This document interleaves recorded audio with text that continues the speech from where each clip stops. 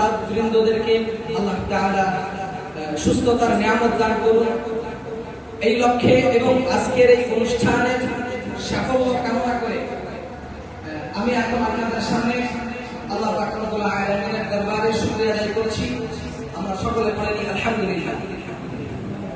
সম্মানিত উপস্থিতি, অনুষ্ঠান আমাদের সকলের। এই অনুষ্ঠান সম্পর্কে বলার কিছু নাই, আপনারা সকলে আমার ভাই। আমি আপনাদের সামনে একটা আয়াতে কারিমা তেলাওয়াত করেছি। এই আয়াতে কারিমায় আল্লাহ পাক রব্বুল ইজ্জতুল জালাল স্পষ্ট জানিয়েছেন ইসলাম একটি আলোর মতো, যে আলোটা চিরঞ্জীব, কখনো এটা নিভার সুযোগ নেই।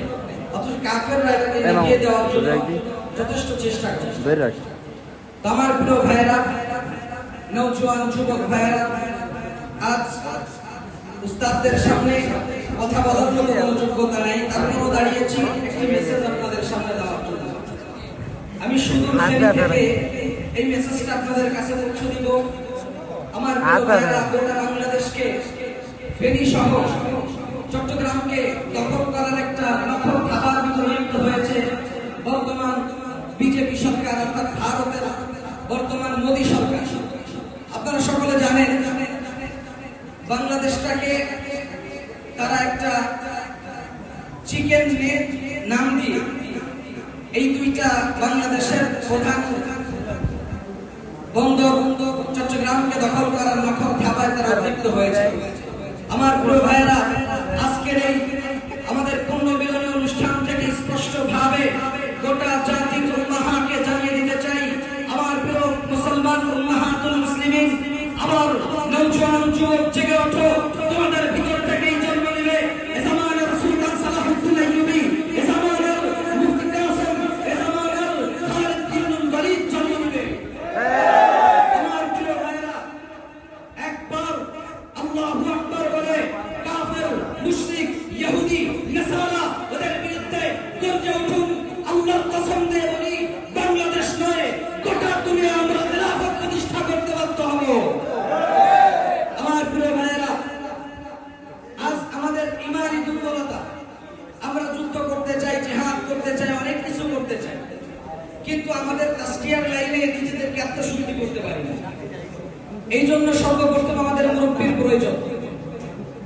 আপনার যে যাকে ভালো লাগে এমন একজন মুরব্বীর হাতে হাত রেখে নিজের তাসকিয়ার জন্য চেষ্টা করবেন, আত্মশুদ্ধির চেষ্টা করবেন।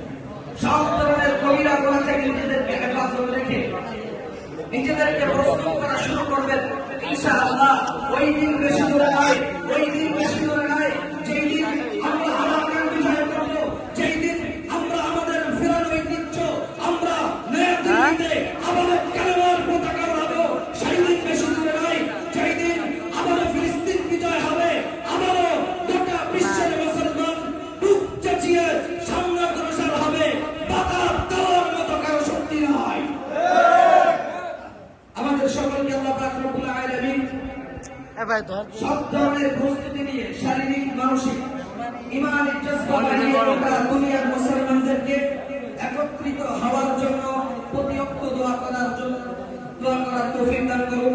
সর্বপ্রতি আমাদের প্রতিয়ক্ত নামাজের সময় আমরা আরাকানকে ভুলে যাব না, আমরা কাশ্মীরকে ভুলে যাব না। আমরা যখন আল্লাহ তাআলার কাছে কিছু চাইব, আরাকান, ফিলিস্তিন সহ গোটা বিশ্বের নির্যাতিত নিপীড়িত উইঘুর মুসলমানদেরকেও ভুলে যাব না। ফিলিস্তিনের যে অবস্থা আমাদের চোখের সামনে, কিন্তু চীনের মুসলমানদের অবস্থা আমরা জানি